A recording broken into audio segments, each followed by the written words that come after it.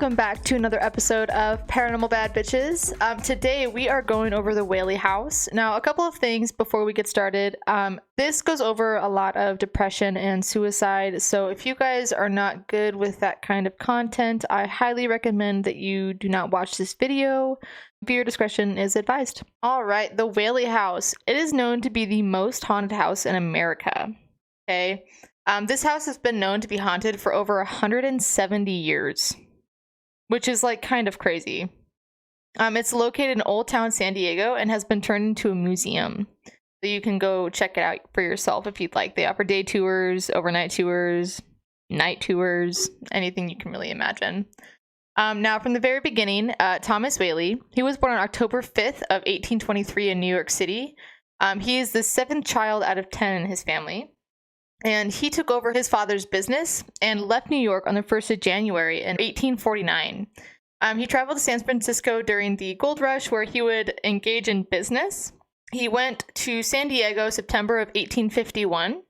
2 years later, he went back to New York and married Anna Delaney on August 14th of 1853. And then just a few months later, December 7th of 1853, Thomas and Anna moved into San Diego together, and they moved into their new home in 1857, which is now known as the Whaley House. Now, Thomas and Anna Whaley built this house. It was under construction from May 6th of 1856 and completed in 1857, so it only took about a year. It was at the total cost of $10,000. It was actually made from bricks that were created in Thomas's brickyard on Onda Street. They lived on the second floor, but they held many different types of businesses on the first floor, such as a general store, which is just pretty much general stuff that you need, retail or anything like that. San Diego's second county courthouse, and the first commercial theater in San Diego, which is pretty cool. It was one of the biggest houses around at the time, and they had 6 children. Francis Hinton, who was named after a business partner. He was born on December 28th, 1854. Thomas Whaley Jr. was born on August 18th, 1856, but unfortunately suffered from scarlet fever, killing him at 18 months and died January 29th of 1858. Anna Amelia was born June 27th of 1858. George Hay Ringgold was born November 5th of 1860, and then Violet was born October 14th of 1862, along with Perrine Lillian, who was born on September 4th of 1864. So they had a lot going on. Now, after the loss of Thomas and some of their store due to a fire, the family actually moved to San Francisco in the summer of 1868. Thomas invested in some of his new capital in stock and merchandise, and they actually headed back to San Diego. He fixed up the house and the family came back December 12th of 1868. Now, on January 5th, Violet, 22, and Anna Amelia, 26, were both married in Old San Diego. Violet married George T. Bertolocchi. Oh, I'm so sorry. And Anna Amelia married her first cousin, John T. Whaley, the son of Henry Hurst Whaley. Unfortunately for Violet, though, her husband, George, actually wrote her a letter and basically said that he had been lying, that he was a fraud, and that he would love to try to make it up to Violet and her parents. But her parents were cut all communication. And unfortunately, because of that, she was actually put on watch because she was no longer allowed to leave the house, and she got extremely depressed. And she ended up moving into the master room where Anna, her mother, was supposed to be in charge of watching her. When only a few months had gone by, she ended up committing suicide with her father's .32 caliber rifle, or gun, whatever it is, on August 19th, 1885, and she died in her father's arms while her family watched, which is really sad. Her mom was at the top of the stairs when she found out. She did have a suicide note, and it said, "Mad from life's history, swift to death's mystery, glad to be hurled anywhere out of this world." She's known to be one of the most cited spirits on the property, and also one of the more serious ones too as well. Perrine Lillian, she was engaged during her sister's death.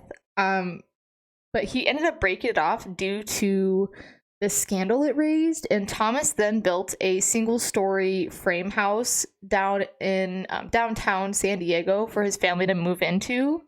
And they left the Whaley House vacant for over 2 decades. Now, Thomas later died on December 14th of 1890 due to ill health at the downtown location. Anna Amelia died on December 12th of 1905. I could not figure out how she died, though. Francis Whaley began the restoration of the building and turned the home into a tourist attraction. He would post signs promoting its historic history and entertaining visitors with his guitar, which I think is pretty cool. In 1909 and after, really, Anna, the widow of Thomas Whaley, Corinne, Francis, and George all lived in the old Whaley House in 1912.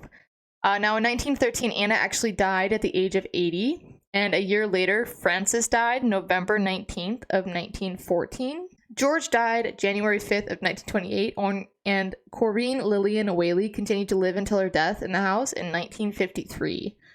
So that's like, what, 5 people's death in the house alone? People have said that you can see the spirits of every member who have died in this house, and it was later opened as a museum on May 25th in 1960, managed by a non-profit organization. Quick interruption. If you guys like the video, please make sure you like it.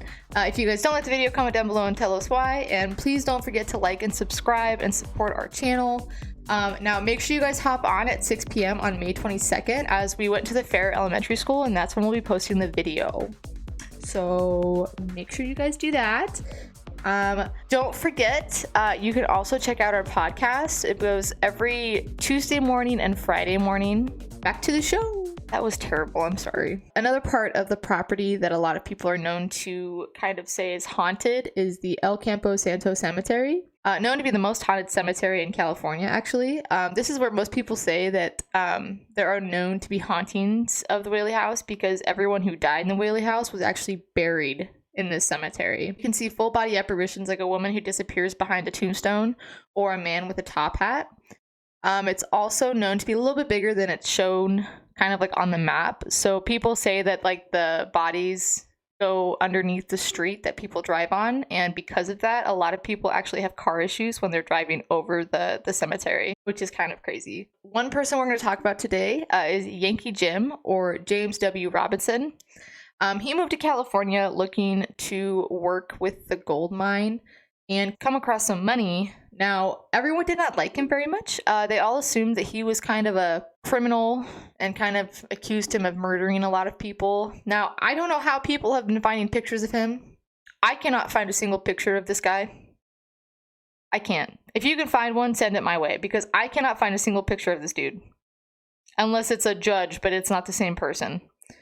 So I will not be posting a picture of him because I'm not going to post something that I'm not 100% sure is him. Yankee Jim was known to be kind of a drunk and always kind of causing trouble. One night, Yankee Jim and 2 of his friends decided to go steal a boat. They thought they could just go out for kind of a ride and enjoy it and then come back and no one would ever know. But it actually turned out that when they took the boat out, they were arrested immediately after. Now, keep in mind, they were intoxicated, so I'm assuming they were probably a little bit not as organized as they thought. Now, they were sentenced for attempting grand larceny, which is pretty much at that time anything over $50 of theft. Yankee Jim decided that he would be able to represent himself, unlike his 2 friends that got lawyers.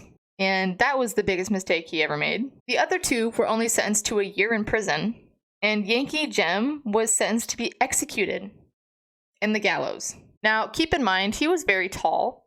He was 6'4", so they did not measure the gallows correctly. Not the gallows, it's like the area, but they did not measure the rope, I guess, correctly, because when they let him go, when he was going to be hanged, his feet touched the ground, so it did not break his neck. And he took about 15 to 20 minutes to die. So, to be sure, they left him hanging for 3 hours. Come on. Like, at that point, like, let him pass out and, like, just break his neck. Like, I'm so happy our system is not as brutal as it once was, because if we still had gallows, nope. When they went to bury him, because of his height, they had to break both of his legs to fit him in the casket. Yeah. Yep, that happened. Ugh. Now, when they hanged Yankee Jim, that's actually when Thomas found the location. It was 2 years before he started building on the property. So it actually turns out to where he built the house was where the gallows once were. So Yankee Jim was hanged, and then the house was built on top of where he died 2 or 3 years later. So that's why people say that Yankee Jim haunts the location of the Whaley House. Now, there's an arch in the downstairs area. That's where the gallows actually were. And it's said to say that if you like go stand right underneath the arch, you'll feel like a burn on your neck. And it's because that's where they used to hang people. Yankee Jim is known to be quite a malevolent spirit. But Anna, she's known to kind of derail his advances. So some people are known to get scratched, hit, tapped, poked, all that kind of stuff. And Anna tends to step in and tell him to knock shit off, basically. Speaking of Anna, she is the most cited apparition on the inside of the house. And she tends to keep Yankee Jim at bay, like I said. He gets relatively angry. Like I said, he's a malevolent spirit. She is a very sweet, motherly spirit. She was held at gunpoint at one point. She was held at gunpoint in a time in this house because the government raided their house as they were using the room downstairs and 3 of the rooms upstairs to hold the courthouse in. Now, there were so many different conflicting court orders because there was the new town and then the old town. So the Republicans favored the new town, the Democrats favored the old town, and basically the sheriff was instructed to seize the Whaley House, but he declined. So the Supreme Court of California ordered the reinstatement of the original 3 supervisors who ordered the county records to be moved to Newtown. So that's when they came in, held Anne at gunpoint with the children all at home, and took all of the court paperwork. Now, that happened on March 13th of, pretty sure I meant to say March 31st, sorry, of 1871. But yeah, so that's why you don't work with the government. They're scary and they have resources that no one knows about. Marion Reynolds, she's known to be located on the lower floor of the property. She is a child spirit that haunts the Whaley House. Now, she didn't die on the property, but she actually visited there multiple times when she was alive. Do you guys see this hair? Every time I'm recording, it always manages to pop up here, and I don't see it until after I'm done. So if you guys see that, just know I didn't when I was filming, and it pissed me off after I was done. She did not die on the property. She actually drank something called ant paste. And basically what that is honey and arsenic. So it's very toxic, and she ingested it, and 5 hours later she died. But she was known to have visited this house multiple times when she was alive, which is why people think that she's kind of like the 3 to 5 year old child that roams the halls there. Now, another spirit they have, so they installed a theater in 1868 on the upstairs floor. It was, let's see, Thomas hired Tanner Troupe and his play to come do an opening night. And the opening night, the room was booked, okay? Like, the picture I'll show you, it's not a very big room, and they had to accommodate a stage along with benches, okay? They also had to advise women not to wear their, like, dresses or, like, poofiness dresses because they had to make for more space. There were 150 people that showed up.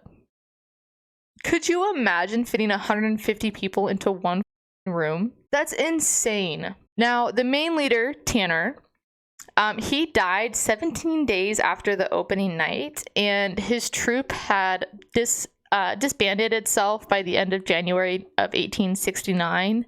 He's also known to haunt the theater, especially when women are present. He does tend to be fascinated with them. So that's something that's semi-interesting in my opinion. I feel like a lot of like male ghosts are always like super creepy when women come around. See? It's already back out. I didn't notice it. So dumb. Some things that people still encounter to this day. People still experience red marks or burns around their necks, like I said, especially where the gallows were. They get scratches all over their body. It tends to be from Yankee Jim. They see full apparitions of almost every family member that have died in this house, which is what? Yankee Jim died before they bought the house. Anna, Francis, George, Marani, or whatever her name was, Violet, Thomas. So six people died in this house? That's insane. Footsteps are heard on multiple different investigations. If you go to YouTube and look up the Whaley House, you can almost hear footsteps in every video that's been posted. It's kind of crazy. Shadow figures, which tends to be some of the people that live there as well. Pokes or scratches, and just a lot of touching, which if I ever feel like I'm getting touched by something that I can't see, I'll believe. 100%. I won't even question it from there on out. If I get touched by something and like something touches me and like pinches my arm or like pokes it like this, like nice and clear, I'll believe. 100%. I wouldn't even question it at that point. We do plan on going to the Whaley House next year. Like I said, next year we have a lot more planned than what we can do this year. So for now, we're just going to do the backstory of a lot of haunted locations and hopefully go from there. I know we have the investigation on May 22nd that's getting posted at 6 p.m. We went to an abandoned elementary school, and we are doing the Villisca House and Sally House in July or August. June, July, yeah, August. So it's either July or August. I'm giving myself some leeway just in case, because it's just getting expensive, you know? But yeah, so that's it for today. If you guys like the video, please let us know by liking it. If you guys don't like the video, comment down below and tell me why, and what I can improve on, because I really enjoy doing these, to be honest with you. So even if you don't like them, tell me what you guys think I could do to improve, because these videos aren't going anywhere. So yeah, I have a lot of fun doing this. I hope you guys enjoy it just as much as I do, and I'm hoping we can do some more investigations, because I think those are way more fun, and the adrenaline rush, I mean, it's hard not to get excited for those. But yeah, so don't forget to like this video, don't forget to subscribe, check out our podcast if you guys have time. I do think I might be overdoing it on the videos. If you guys agree with that, please let me know. I want to make sure you guys have time to watch all of it. I don't want to be overwhelming, and I feel like posting twice a week might be a little much. So I might just start doing the Reddits on podcast, because I feel like that's a lot of content and not everyone has the time to watch all of it. You know what I mean? Like, does that make sense? If you guys agree with that statement, let me know. If you guys want me to keep doing what I'm doing, let me know. I just need some feedback, because I really don't know like what to do. I'm not getting a whole lot of comments giving me that kind of feedback, and it would be really nice to have it, to know what you guys want, because I enjoy doing this. I just don't know if I should do it less often, because it might be overwhelming, because at least for like my opinion, like all my friends are like, I'm trying to watch it but I can't keep up, and I'm just like, am I posting too many? So if you guys have any input on that, I would love to hear it. Any advice regarding anything to do with it, I would also love to hear that. I'm still very new to this. It is getting better every time we hop on. You know, the podcast is getting better, the audio is getting better, the camera is getting better. I just got a new camera, it's so pretty, and I got some ring lights and some now sound densing stuff, so it is getting better. So good news is it can really only get better from here, so give me your guys' input and see what else I can improve on, because I'm trying my best with not a lot of input. So we will see you guys next week. We will be doing the Stanley Hotel, and then the week after we're doing the Salem Witch Trials. So come back, check us out, like and subscribe, and we'll see you guys next week.